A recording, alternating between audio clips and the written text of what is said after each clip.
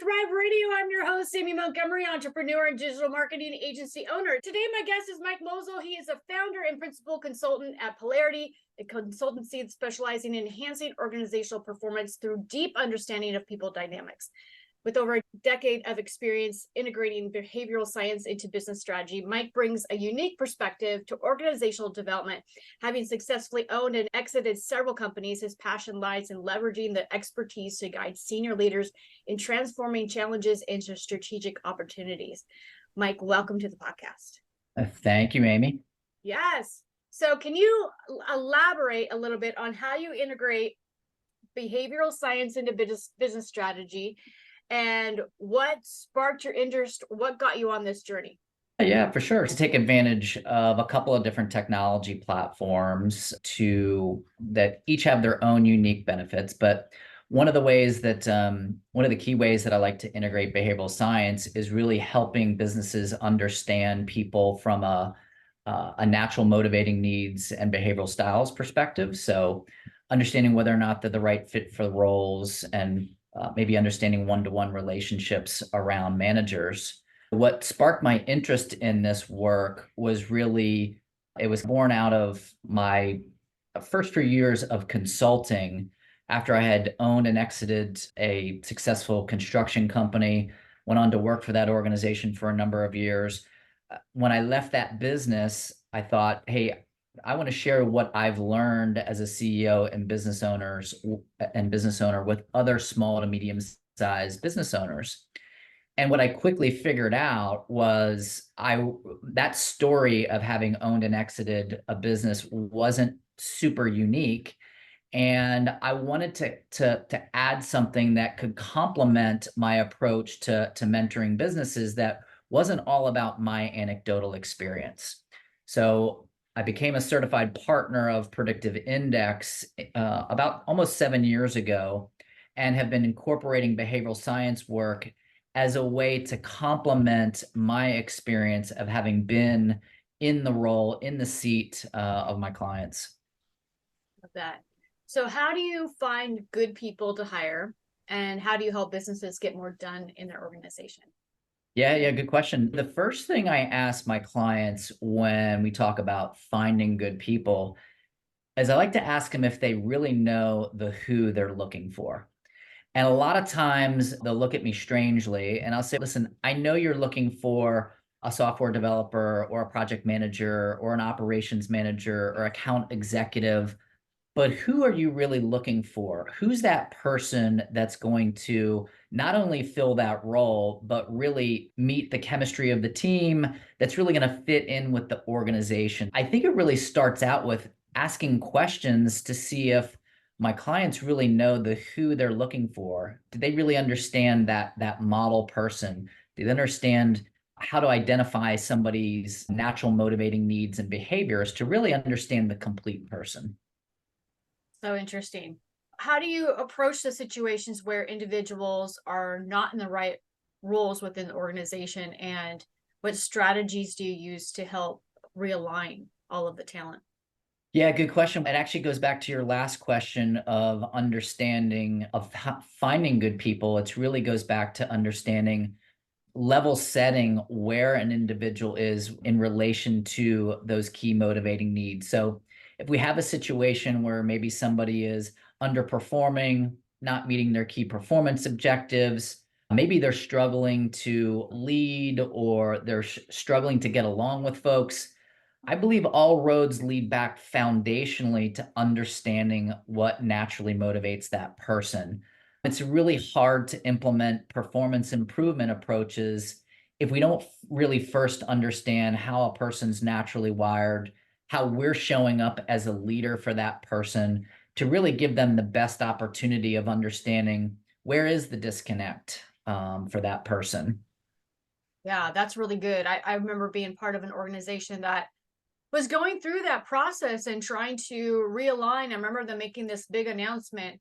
If you're not in the right roles, then that's fine. We'll shift you to a new role. But they were not approaching it from the perspective that you're discussing. It was more based upon your talent, how fast you are, all of that, and getting things done. But nobody was asking the questions on what motivates people. Yeah. So Yeah. that's really insightful. Yeah, I think of a client that just reached out to me just yesterday. She was in a panic. She had just hired a key role for her small growing ad agency.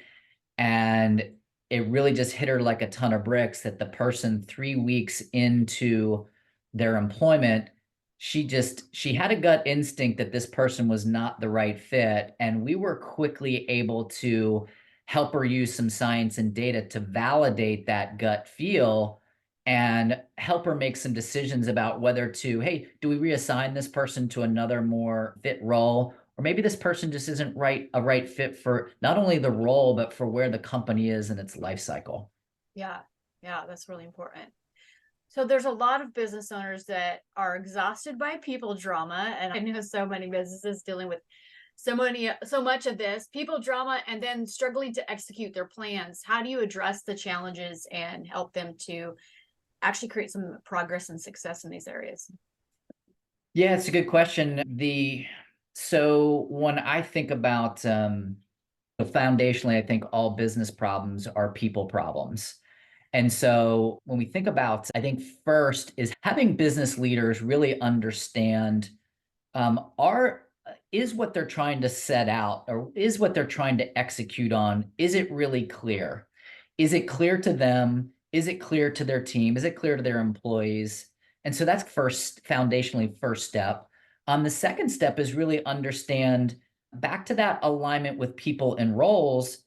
We take it up another notch to say, do we have the right team here that's aligned with our goals? And while in the small to mid cap marketplace, we oftentimes we don't have the financial resources maybe to hire somebody new, and we have to make do with what we have. But it really starts out with understanding what are we trying to execute on, where are we having successes, where are we having some struggles, and I've got some easy to understand tools that enable me to enable that business owner to really understand where those gaps are. What department are we going to struggle in? Maybe what office really, and really be able to highlight the areas of really disconnect, so to speak, between how the team or groups of people are naturally motivated against what they're trying to achieve. So if we're not clear on what those goals are, it's going to be really hard to manage and motivate individuals or teams of people to go execute. So you mentioned the predictive index software. How does that help you to understand team dynamics and improving the team chemistry?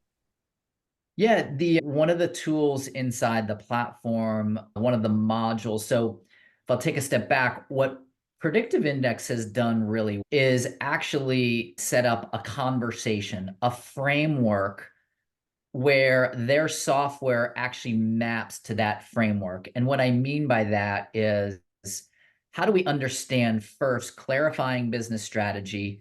And if we think of two sides of a coin, on one side, there's the business strategy. On the other side are the business results that an organization are trying to achieve.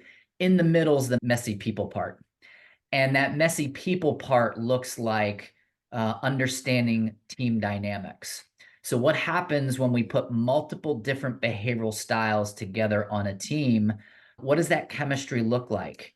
And so, what PI does really well is in just a few short minutes, I could assemble teams of 5 or 6 or 7 or 8 people onto one of their software modules that really gives me that unique team chemistry. What are the natural motivating needs of groups of people in addition to individuals? And so the work then to be done is really to be in inquiry around that group's strategic initiatives relative to their team chemistry. So it's really being able to give name, really clearly identify, help those folks that are on the team to really get to know their teammates. I jokingly say that we've all been in roles where, hey, I like my job. My manager's kind of cool. He or she knows how to manage and motivate me. But man, I really can't stand to work with Billy or Sally or Mac or Buddy, right? We've all been in those roles where sometimes our teammates really frustrate us. So I think what PI really does is accelerate that knowledge of how we work together.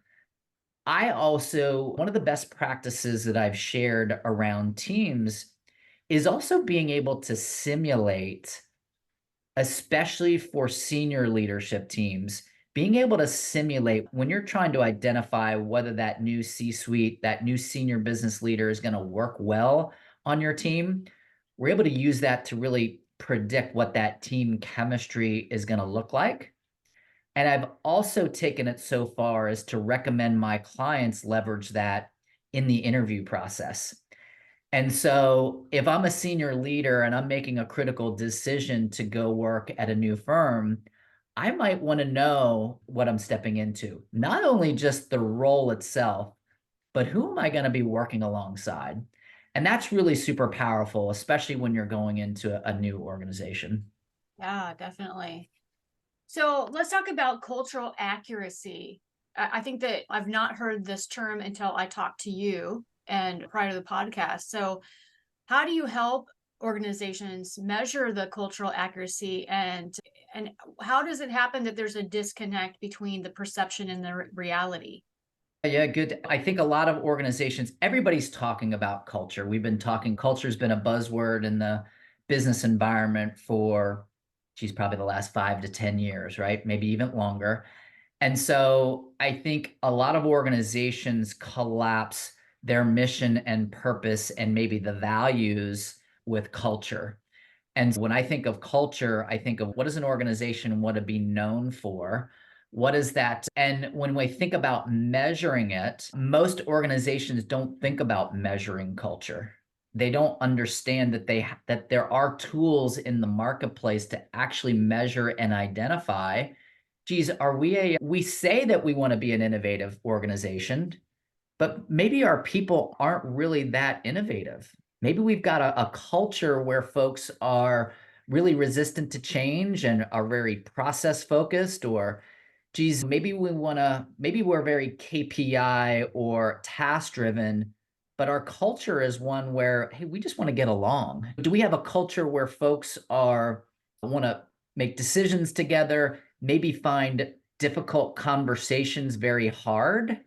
And so if I'm a senior leader and I'm trying to implement new KPIs around performance metrics, very strict, maybe profitability metrics, and my culture is one of a very collaborative nature, those two concepts might be at odds with one another. So I think it's first really important to understand where the culture is. We've also got tools to understand, hey, where do the employees want to take the culture? And so is there a disconnect between culture as is and the future desired state of culture? And we've got data that shows that organizations where those two states, the current and desired state, those are typically they've got higher financial performance metrics, greater profitability, more efficiency, less turnover.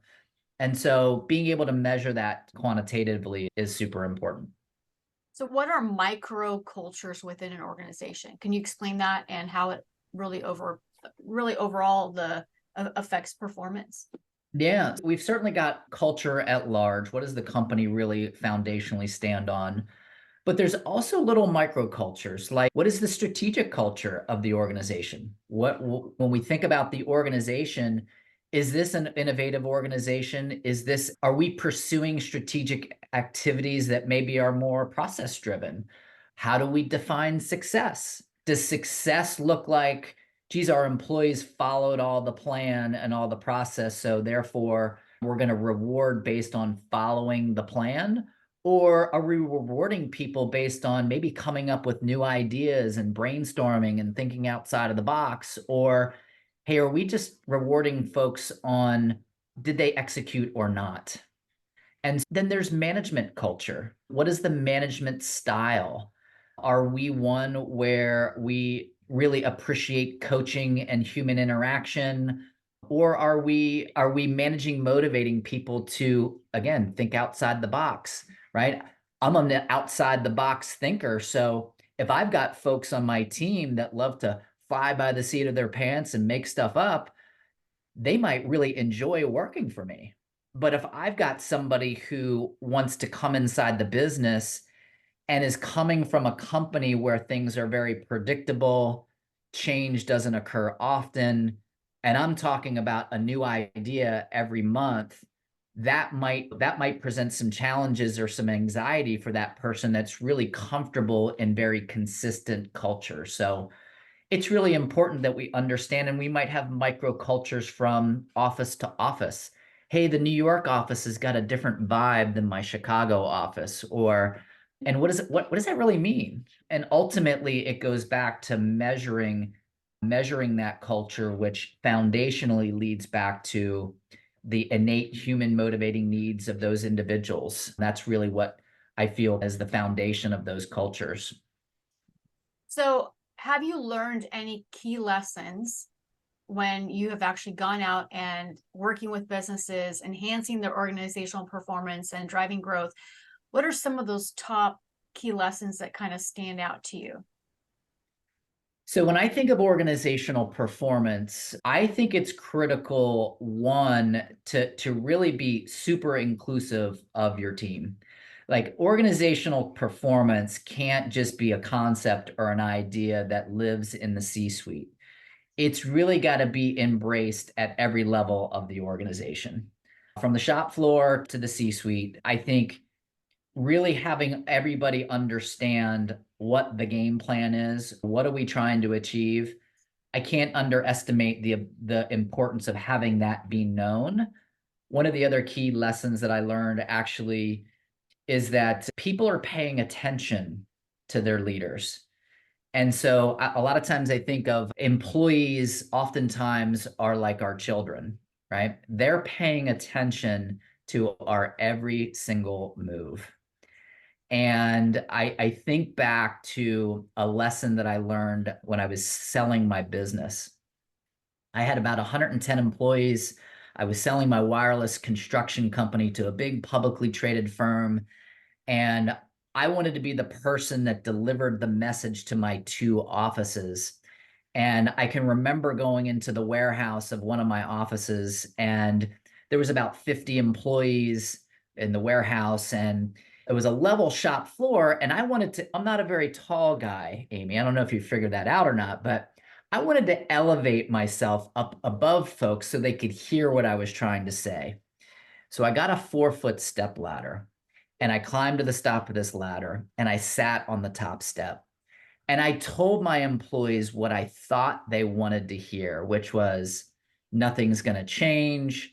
This is a great opportunity for us all, which it was. I felt like I was sharing that message authentically and candidly.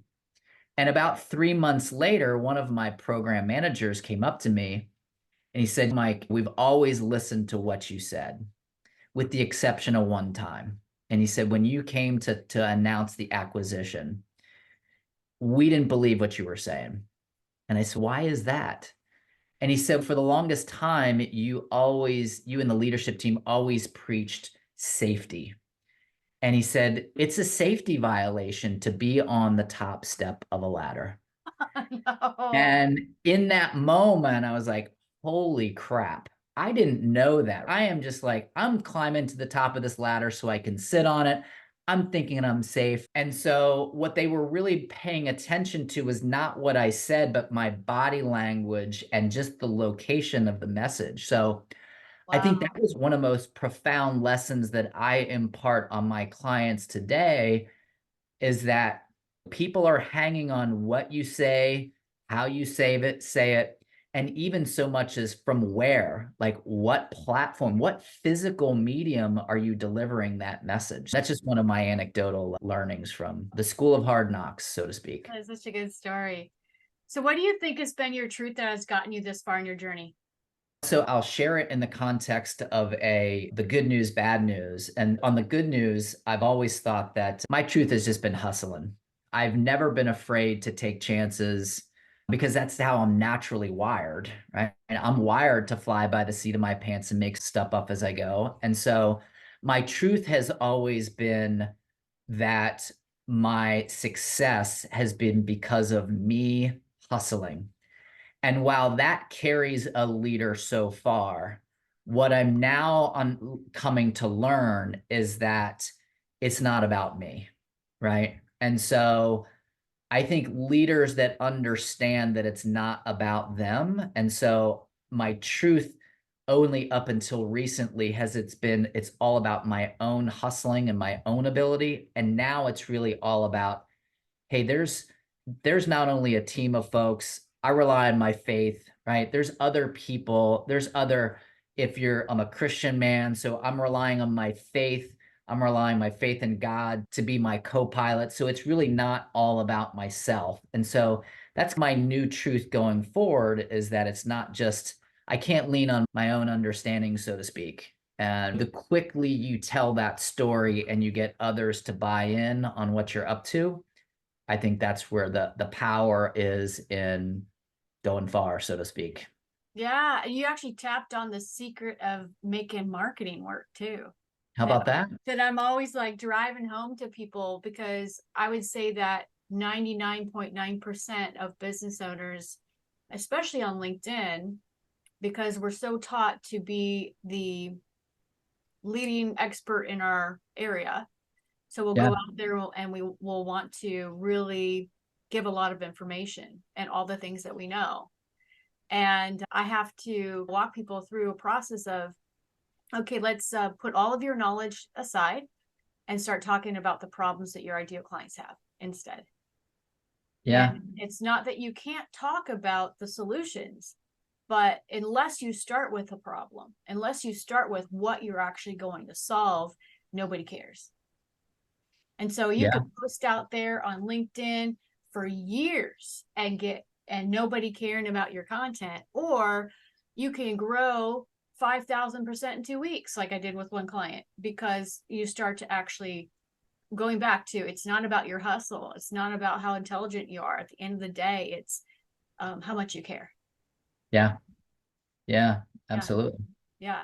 Absolutely. So if you were able to give yourself one piece of advice when you first started out, what would it be? I think if I knew now what I knew, 15, 20 years ago, it would probably be really around doing work that is really connected to what makes you feel alive and engaged. And what I mean by that is I apply the same principles for myself that I teach my clients. And I wish I had the tools and the knowledge that I had, 20 years ago when I was starting a construction company. And I don't know if it was just my hustle or God was my co-pilot back then, and I just lucked out to have good business partners or good business instincts, because I really did have, I really was lucky in a sense with some of my business partners. And I think my advice would be to really do that work to really understand what makes yourself tick. A lot of times we have blind spots. We don't tap into that personal growth work to really understand, hey, am I doing stuff that really lights me up? Am I doing work? And identifying those areas that may not light you up, that may be holding you back, maybe robbing you of opportunities to be in community with other people or perform in a certain way. So it's really just maybe doing that work, understanding that personal work, whether that's spiritual growth or doing behavioral assessments and really understanding yourself first. I wish I could give myself that advice 20 years ago. I always say that being an entrepreneur and being a business owner is like having your own personal development program. Oh Because yeah, 100%. And I would argue that I'll just say society, air quotes, there's no greater disconnect between what people think being a business owner is and the reality. I think if you were to poll every human being in the United States, around the world, oh my gosh, that's so awesome. You own your own business. It's great. And the reality of being a business owner, I think that those two perceptions and realities couldn't be any further apart from one another. That's another thing that I enjoy sharing with my clients, is just helping them see things that they haven't experienced yet, that they may, and like having kids and getting married. You don't know until you're in there. You don't know what it's like to be a parent. You don't know what it's like to be in a relationship. You don't know what it's like to be a business owner until you've walked through that. It's part coming alongside my clients and seeing them struggle, because they have to sometimes struggle that, feel that struggle, feel that pain. But Yeah. it's really helping to walk alongside of them to help them out of that situation whenever they do come across it. Yeah, definitely. So, Mike, if there's people that are listening that would love to work with you, what's the best way to contact you? Yeah, great. Certainly connect with me on LinkedIn. I'm sure you'll be able to share my details. I'm a super informal communicator, so a simple digital message, an email. You could even reach out to me via phone. I love chatting with people, so I'm super informal in that sense. Perfect. I'll put all your links down below. Thank you so much for coming on today and sharing your expertise. Thanks so much, Amy. It's been a pleasure. Yes, definitely. And if you're listening, you want more information about this podcast and upcoming shows, you can visit acalltothrive.com. Thank you, everyone. Have a wonderful week.